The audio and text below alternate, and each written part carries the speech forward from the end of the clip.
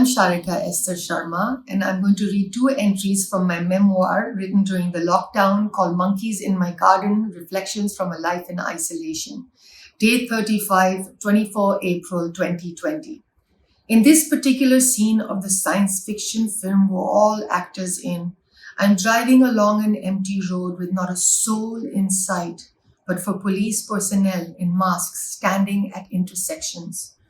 An occasional car goes past me. Sometimes it's a crumpled can on four wheels belonging to a villager, and sometimes a Mercedes Benz. There's no difference between the dented car and the shiny one. In this diseased world, the Mercedes has lost its place as a status symbol. Its driver, the rich man, has become like everyone else and is doing what everyone else is doing, looking for food. The poor man in his rubber slippers is in line ahead of the rich man in his Max Air Adidas shoes. Standing 2 meters apart, maintaining social distance, they're waiting to buy vegetables at the only store they're allowed to buy them at in a 5 kilometer radius. The rich man buys more food while the poor man buys less. That's the only difference between them. In this fiction film, we've all been beaten into sameness, and I'd argue it's not a bad thing. The rich needed to be reminded that they are just as human as the poor waiting in line behind them.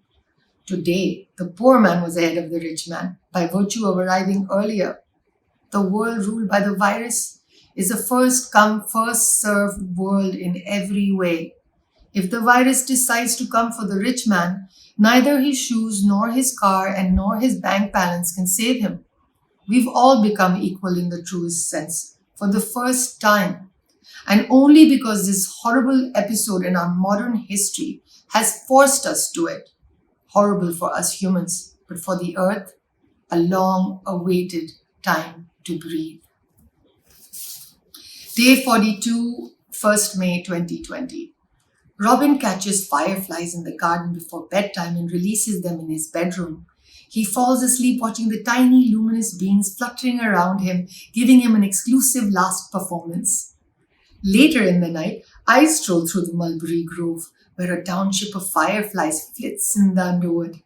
I'm transported, once again, to the mythical world of the gnomes. Real creatures appear majestic, and the unreal begins to feel real.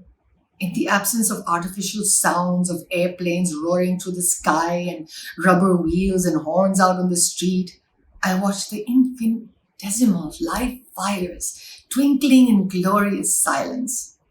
There's truth in what the seers say. Existence is bliss.